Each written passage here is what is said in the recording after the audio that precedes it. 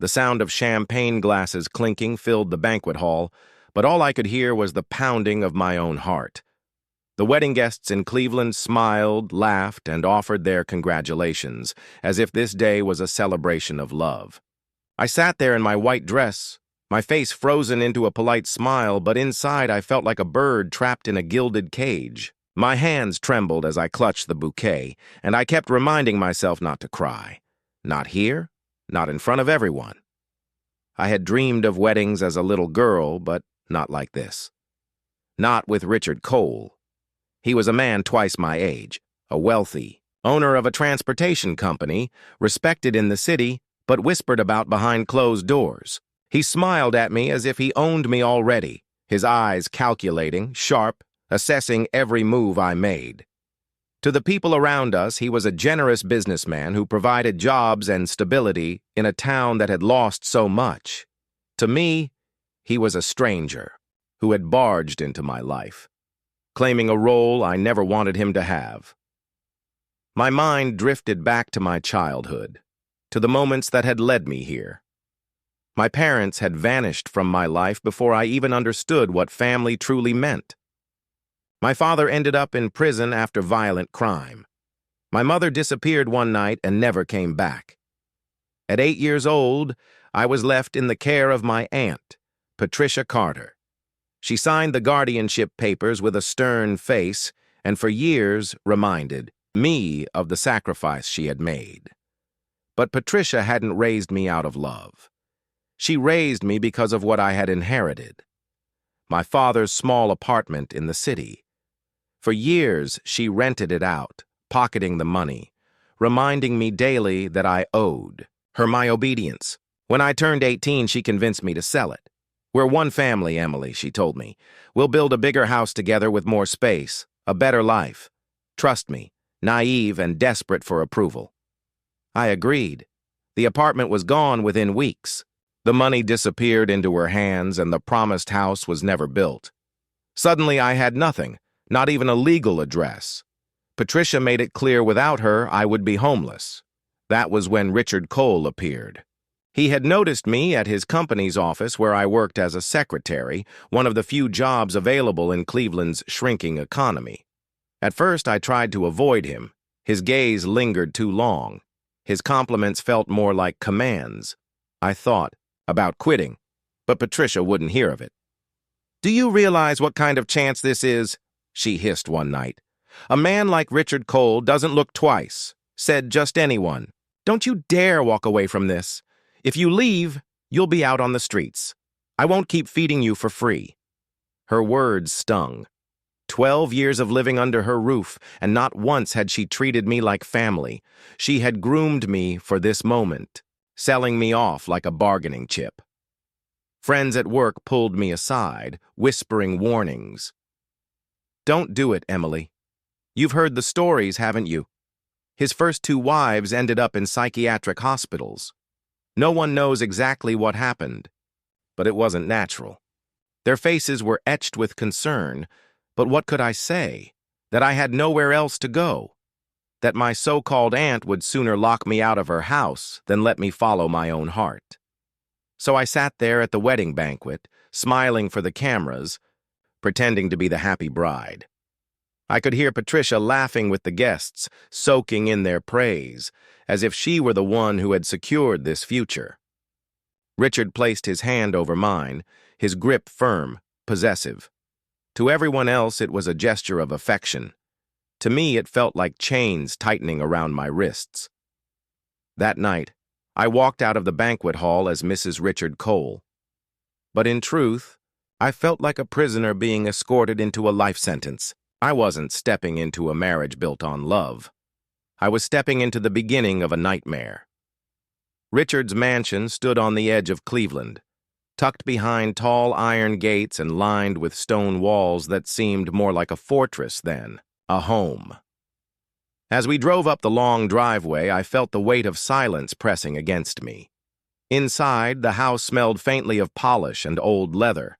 Chandeliers glittered overhead, the kind of wealth people in my neighborhood only saw in magazines. He guided me through each room with a soft smile, pointing out the library, the dining hall, the balcony overlooking the frozen garden.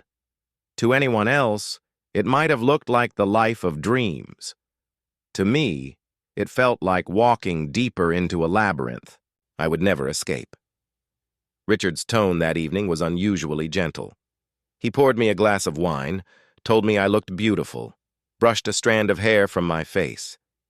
For a moment, I wanted to believe maybe the warnings had been exaggerated, that perhaps my new husband wasn't as cruel as people whispered. He held my hand and said, "You'll never have to worry again. You're safe with me now." But the way his eyes lingered on me, sharp, assessing, almost predatory, made my stomach twist. When it was time to go upstairs, he led me not to a warm bedroom filled with flowers or soft blankets, but down a narrow hallway. It grew darker with every step. He unlocked a heavy oak door and gestured for me to go inside.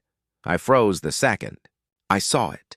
The room was bare, the walls painted gray, and in the center stood a metal-framed bed. Chains hung from the posts, coiled like snakes waiting to strike. A leather whip rested across the sheets, its shadow stretched long in the dim light. I shook my head, backing toward the door. "No." "What is this?" Richard's smile sharpened. "This is where we begin," he whispered. "Every wife must learn her place." His voice was low, steady, with a certainty that chilled me more than shouting ever could. Panic rushed through me. I turned and bolted. He reached for me, his hand brushing my arm, but I tore free, running blindly through the halls until I found the front door.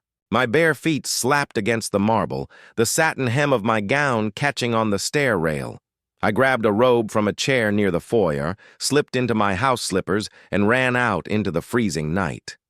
The cold hit me like a wall, but fear propelled me forward. I climbed the gate, scraping my palms, my breath ragged as the metal dug into my skin. My gown ripped along the edge of the iron, but I didn't care. I landed hard on the other side, my legs trembling, and sprinted into the empty streets. I didn't know where else to go but back to Patricia's house. The lights were still on, even though it was past midnight, as I approached, ready to pound on the door. I froze at the sound of voices drifting through the window. She ran. "Don't worry. I'll let you know the second she comes back." It was Patricia's voice. I edged closer, my breath caught in my throat. Through the sheer curtain, I saw her standing in the living room, shaking Richard's hand. He pressed an envelope into her palm, thick with cash. My chest burned as the truth hit me. She hadn't raised me out of love. She hadn't even sold me into marriage for stability.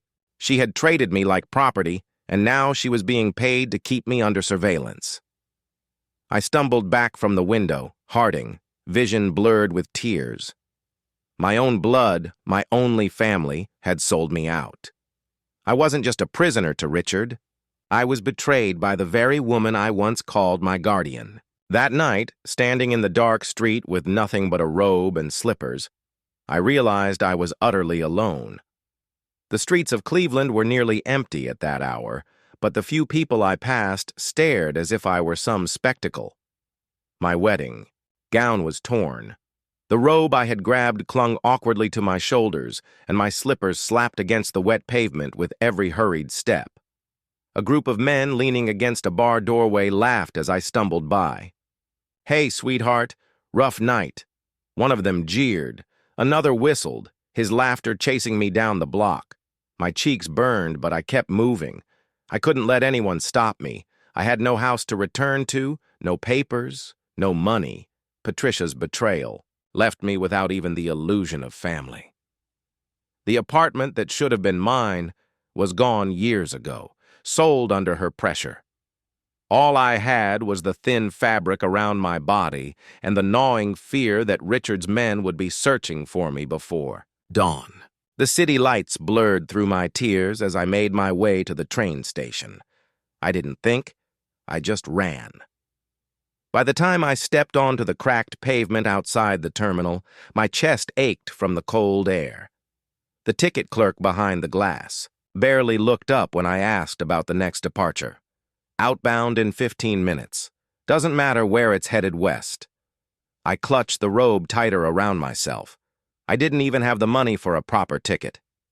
Desperation pushed me forward. I scavenged a crumpled bill from the pocket of the robe. Maybe Patricia's, maybe left by accident. It wasn't much, but it was enough for the cheapest fare. The clerk raised an eyebrow at my appearance, but handed me the ticket without a word. As I sat on the hard bench of the waiting area, memories pressed against me. Years ago, back in high school, a teacher had taken us on a field trip to a monastery in the countryside. I remembered the way the stone walls seemed ancient, the silence of the cloistered halls, the candles burning in the chapel. Back then, it had seemed strange and lifeless, but now in my mind, it became something else entirely. A place of safety, far from Richard, far from Patricia, far from the shame. When the train finally pulled in, I climbed aboard with trembling hands. The carriage was nearly empty. I pressed myself into the corner of a seat, trying not to draw attention. The train lurched forward, carrying me out of the city lights and into the dark sprawl of the Midwest night. The clatter of the wheels on the tracks became a rhythm, almost like a heartbeat that wasn't mine, steady and strong, urging me to keep breathing. Hours passed in a haze. My eyelids grew heavy, my body numbed from cold and exhaustion. I dozed, off, waking only when the train screeched to a stop at a small rural station. I stepped down into the night, the air sharper here, the silence heavier. My slippers sank into the slush of old snow as I began the long walk toward the road I half remembered from that school trip. The memory guided me more than the landmarks did. I followed the vague image of stone walls rising against the trees, of bells that once echoed across the valley. By the time I saw a faint glow ahead, lantern light seeping from narrow windows, my legs nearly gave out beneath me.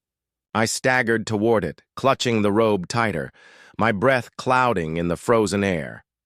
The monastery gates stood open, welcoming in their stillness.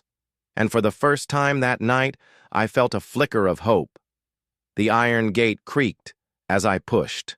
It opened, and the silence of the monastery wrapped around me like a heavy blanket. The stone walls loomed high against the night sky, weathered by decades of storms and seasons. My legs nearly gave way, but I forced myself forward, dragging my slippers across the frozen ground. When I reached the wooden door, I pounded weakly, each knock echoing into the dark. After a moment, the door opened and a woman in a gray habit appeared, her face lined with years, but not unkind. She studied me, my torn gown, the robe clutched tight, the desperation in my eyes. Without a word, she ushered me inside. Warmth from a small fire hit my skin, and I nearly sobbed in relief. Later I learned her name, Mother Agnes, the prioress of the monastery. She asked few questions that night. "You are safe here?" she said softly. "Rest now. We will speak tomorrow." I collapsed onto a cot in the corner of the guest quarters, and for the first time in hours, I slept without the sound of my heart hammering in fear. The days that followed blurred together in a rhythm I had never known before. At dawn, the bells rang and I rose with the sisters. I scrubbed the stone floors of the chapel, washed linens until my hands were raw, and helped in the garden despite the cold. My body ached, but the monotony numbed my thoughts. No one asked where I had come from, and I offered no details. The less they knew, the safer I felt. Meals were silent, eaten at long wooden tables beneath flickering candlelight. The sisters bowed their heads, eyes lowered, lips moving in prayers I only half remembered from childhood. I mimicked them as best I could, though my mind often wandered. In the evenings, we sat in the chapel as hymns rose and faded into stillness. It was a world closed off from everything beyond the stone walls. At first, the quiet unsettled me. I had lived my entire life in noise, Patricia's sharp commands, the city's clamor, the laughter of people who never saw me as their equal.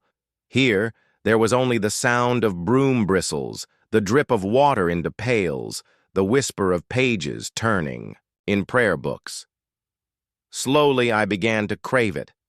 Silence meant safety. Silence meant no one could hurt me. Yet as the weeks passed, I couldn't ignore the shadows that clung to the place.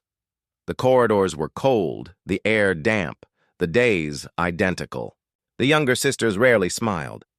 Their eyes carried a heaviness I recognized too well. The look of women who had given up on wanting more.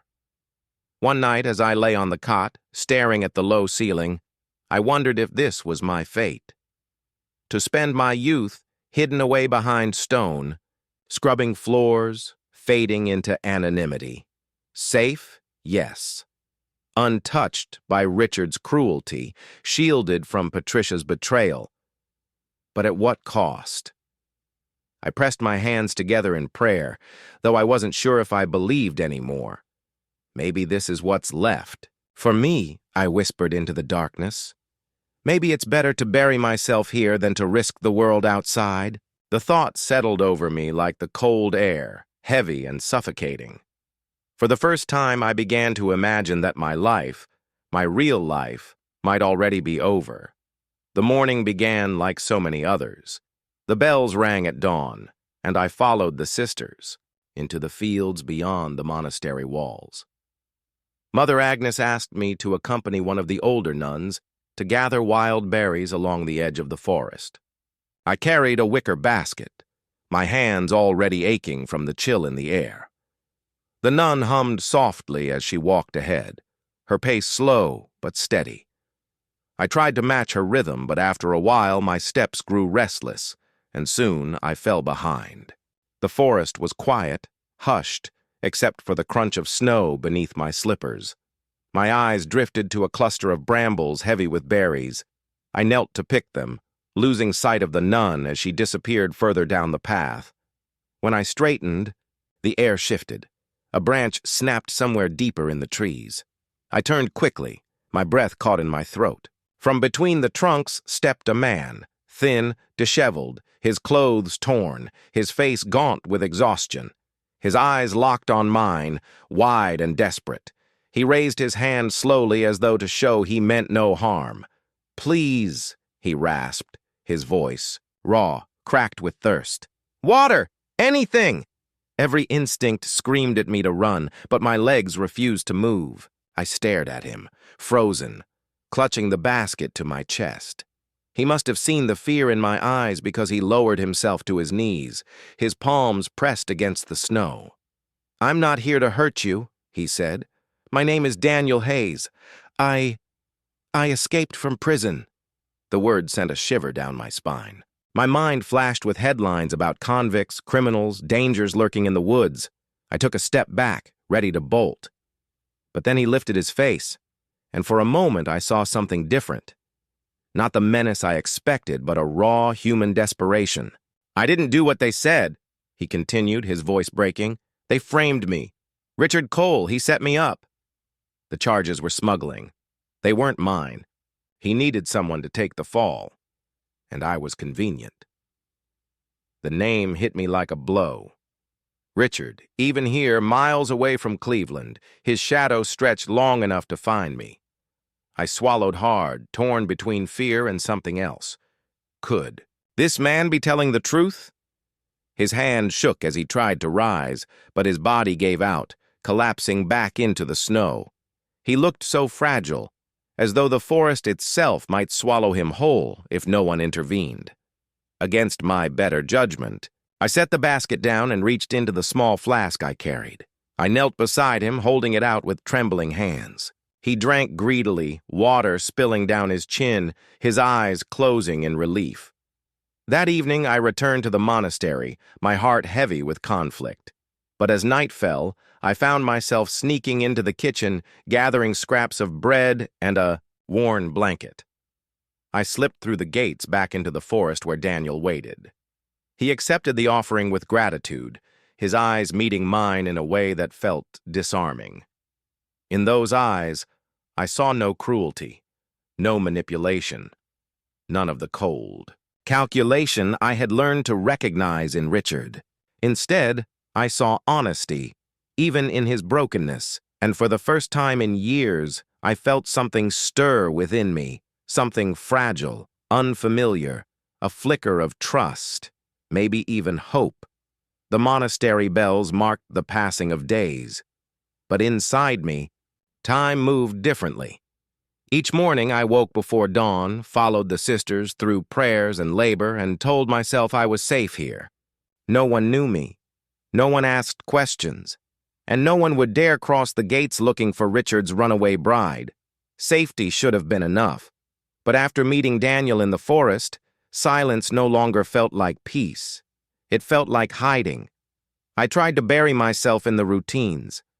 I scrubbed harder, prayed longer, kept my eyes lowered, but my thoughts drifted constantly to him. His hollow cheeks, the urgency in his voice when he swore Richard had framed him, the way his gratitude softened his exhaustion when I brought him food.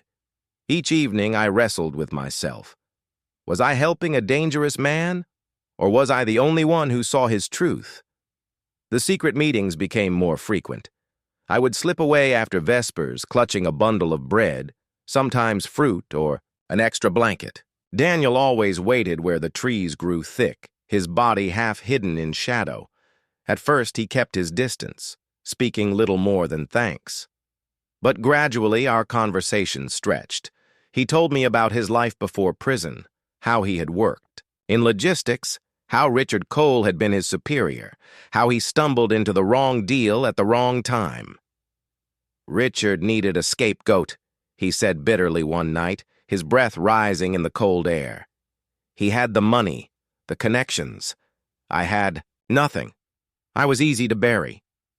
The fury in his voice frightened me, but I understood it too well. I knew what it felt like to be buried by Richard's power, smothered until you could hardly breathe. Sometimes Daniel would pause, searching my face. You don't belong behind those walls, Emily. You're not meant to disappear into silence. You're stronger than you think. I shook my head. I don't have anywhere else to go. The monastery, it's the only place that took me in. It's not living, he pressed. It's hiding. You deserve better than chains or cloisters. We both do. His words echoed in me long after I returned to my cot. I lay awake, staring into the darkness, torn between fear and the flicker of something I hadn't dared feel in years. Possibility. Could I step beyond these walls and choose something for myself? Night after night I prayed, though my prayers were less like pleas to God and more like whispered conversations with myself. What do I want? I asked into the silence.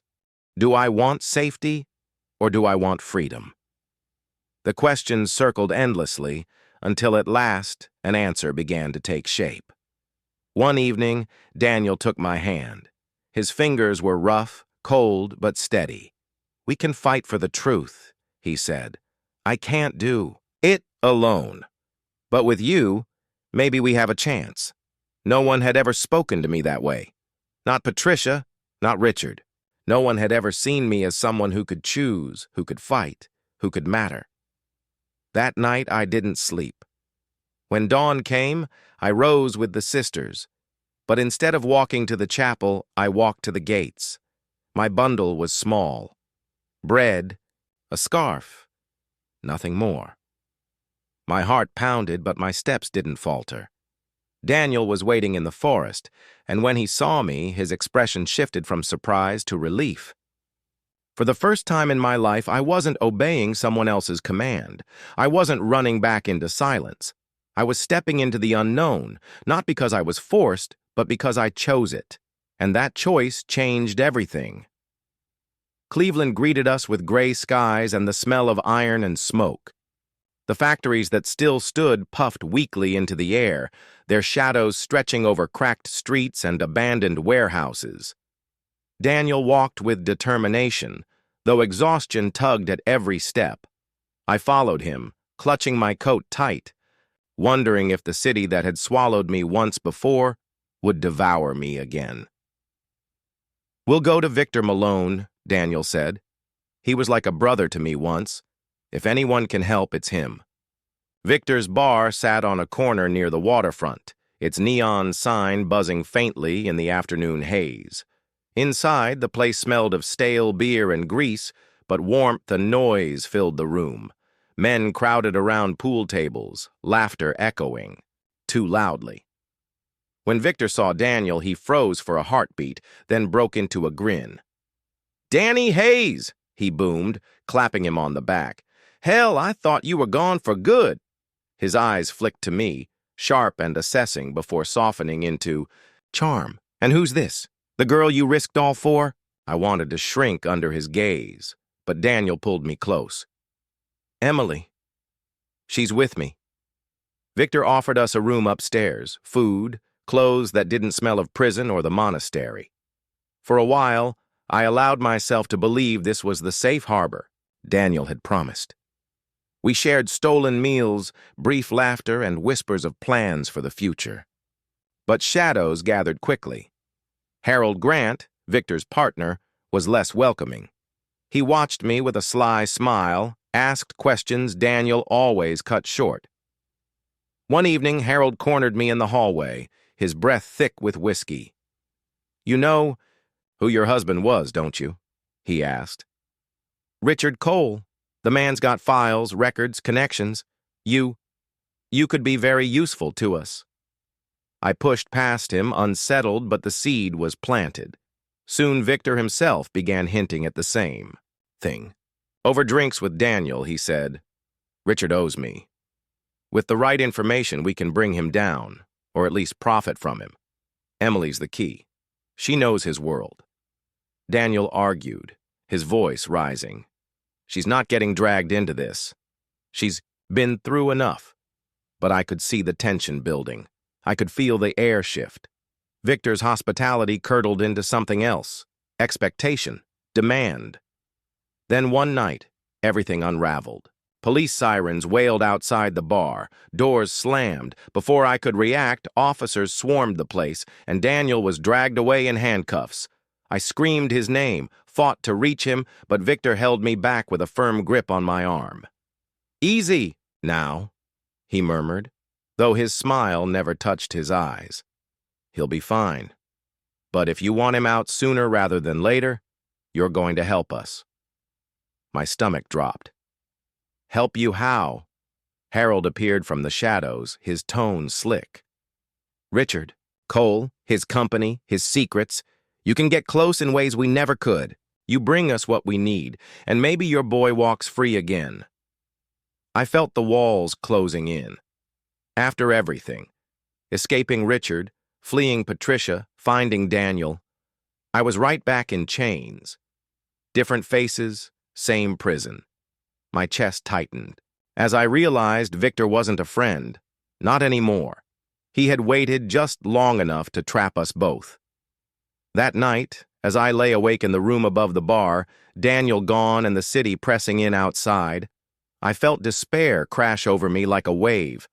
Betrayed again, cornered again, forced once more to play a part in someone else's game. Hope slipped through my fingers, leaving only the bitter taste of fear. The days after Daniel's arrest blurred together. I stayed in the cramped room above, Victor's bar, listening to the shuffle of footsteps in the hallway, the laughter of men downstairs, the clink of glasses. Each sound reminded me that I was trapped. Victor's promises of help had dissolved into threats, and Harold's eyes followed me like a shadow I couldn't escape. One afternoon, while I sat in the corner of the kitchen trying to eat a piece of bread, I could hardly swallow, a woman slid a plate in front of me. She was middle-aged with lines of weariness etched into her face, but her eyes were warm. "You need more than crumbs if you're going to survive here," she said quietly. Her name was Lindor. She worked as the cook, serving meals to men who never thanked her and barely noticed her presence. But she noticed me. Over the next few days, she found excuses to linger by my side, slipping me extra food, whispering gentle words when no one else was listening. She asked nothing about my past, only studied the heaviness in my eyes as if she understood it without explanation. One evening, when the kitchen finally quieted, she leaned across the counter. "I can tell you don't belong here," she murmured, "and I think you're in trouble deeper than you realize. But I know someone who can help." I wanted to laugh, bitter and hopeless. "No one can help me," I said. "Not anymore." She shook her head. "My son Ethan is a lawyer. He's young, but he's smart, and he still believes in justice. He won't look the other way." Her words sparked something I hadn't felt in weeks. Doubt in my despair. Could there really be someone willing to fight for us? The next day, Lindor arranged for me to meet him. Ethan Moore was nothing like the men who surrounded Victor. He carried himself with quiet confidence, his suit a little worn but neat, his handshake firm. His eyes met mine without judgment. "My mother told me enough to know you're in danger," he said. "Tell me about Daniel." For the first time, I recounted everything: the trap Richard had set, the false charges, the escape, and the betrayal that led us back here. Ethan listened without interruption, only nodding as I spoke, his jaw tightening when Richard's name surfaced. When I finished, he leaned forward. "If Daniel was framed, we can prove it. But I'll need your cooperation, and you'll need courage." "Can you manage that?" My throat tightened. Courage? The word felt foreign, but the way he spoke made it seem possible. "Yes," I whispered. "For Daniel. Yes." Within days, Ethan arranged visitation at the jail. I saw Daniel through the thick glass, his eyes tired but fierce when they found mine. I pressed my hand against the cold barrier, wishing I could reach him. "We're not done," I said. "We're going to fight this." And for the first time since I had fled Richard's house in the dead of night, I believed it. Hope flickered, fragile but alive, a single flame refusing to be snuffed out. Ethan worked quickly, his determination sharper than anything I had seen in months. Together, we began searching for the women who had once stood where I had. Richard, Cole's wives. It wasn't easy. Some had vanished into silence, their families protecting them, ashamed or afraid. But we found two who were willing to speak. The first lived in a small assisted living facility on the outskirts of the city. Her hands trembled as she poured tea, her voice low, halting. "He destroyed me," she whispered, her eyes unfocused, as though still trapped in the past. "The things he did, the things he made me endure. They said I was crazy, but I wasn't. He wanted me out of the way." Her medical records told the rest. Injuries consistent with abuse, hospitalizations that began the moment she married him. The second woman was more defiant, though her face carried the scars of what she had survived. "Richard Cole is a monster," she spat. "Everyone in Cleveland knows it, but no one dares say it. He pays, he threatens, he ruins anyone who stands in his way. You want proof? I'll give you proof." She handed Ethan copies of documents she had hidden, receipts, photographs, even a diary filled with entries that painted a clear picture of Richard's brutality. As I listened to their stories, my hand shook. Not because I doubted them, but because I saw myself in every word. That could have been me, locked in a hospital ward, discarded as if I were nothing more than broken glass. Rage burned through me, steady and controlled. For the first time, I felt the shift. No longer a victim cowering in shadows, but someone gathering weapons of truth. Ethan compiled everything, page after page, until we had a stack of evidence thick enough to crush the lies Richard had built his empire on. Then he looked at me. "It's time," he said, "but you need to be the one who faces him. He needs to see that you're not afraid anymore." The thought of confronting Richard made my stomach knot, but I knew he was right. So one cold evening, Ethan arranged the meeting.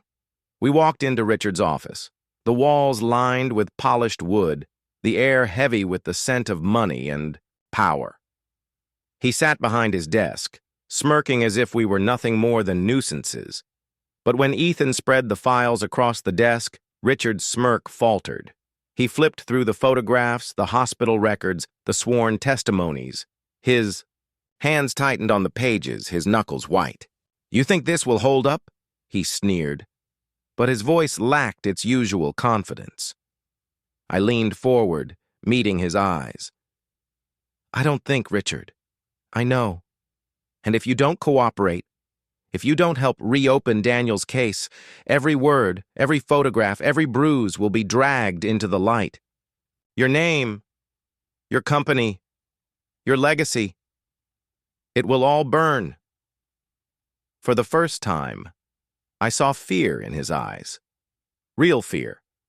He looked from me to Ethan, then back again. And then he leaned back in his chair, defeated.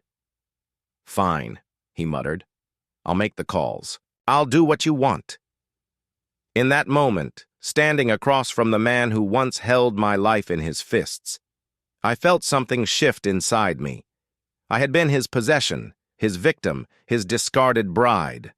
Now I was the one holding power. For the first time, Richard Cole bowed his head, and for the first time I tasted revenge. Not wild or vengeful, but sharp, precise, like justice finally breathing. The weeks that followed felt like moving through a storm, but this time, I wasn't being carried away. I was steering. Ethan filed petitions, presented the evidence, and pressed every contact he had. One by one, the pieces of Richard's carefully built image began to crack. His name, once spoken with respect in Cleveland's business circles, was now whispered with suspicion. Articles appeared in the papers, rumors spread, and doors that had always opened for him began to close. At the same time, Daniel's case was finally reopened. I attended every hearing, my heart in my throat, my hands trembling in the cold air of the courthouse. Ethan argued with a fire I had never seen before, laying out each document, each testimony, each truth that Richard had buried. And for once, people listened. For once, Daniel's voice was not drowned out by money and power. The day the judge announced the decision, I could hardly breathe. "In light of new evidence," he said, "the conviction of Daniel Hayes is overturned. He is hereby declared innocent and released." The words washed over me like sunlight breaking through heavy clouds. Tears blurred my vision as the bailiff opened the gate and Daniel stepped forward, free at last. I ran to him, and for a moment the world disappeared. His arms closed around me, warm and solid, and I pressed my face into his chest. "We made it," I whispered, though my voice cracked. "We survived." Behind us, Richard's empire crumbled. He tried to salvage his reputation, but the weight of truth was too heavy. His business partners withdrew, his name became poison, and his influence faded. Patricia, too, vanished from my life. I heard whispers that she had taken what little she had and left town, unwilling to face the shame of her betrayal. I didn't care where she went. For the first time, I was free from her chains. Daniel and I walked out of the courthouse together, hand in hand. The air was sharp, the Ohio wind biting at our faces, but I had never felt more alive. Snow flurries swirled in the late afternoon light, and I leaned into him, savoring the warmth of his presence. For so long I had known nothing but fear, betrayal, and silence. Now I knew hope. We stood there on the courthouse steps, not talking about the future, not making promises we weren't ready to keep. Instead, we simply held each other as if our very survival was proof enough. The road ahead was uncertain. Jobs, homes, a life rebuilt from ashes. But none of it seemed impossible. Not with Daniel's hand clasped in mine. "I don't know where we'll go from here," I admitted softly, watching our breath rise in the winter air. Daniel pressed a kiss against my hair. "Wherever it is, we'll go together." And that was enough. Because even after betrayal from blood and the cruelty of men who thought they owned the world, We had found something worth holding on to. Love, justice, the strength to rise again. No matter what waited in the years to come, I believed now, truly, that we would face it side by side.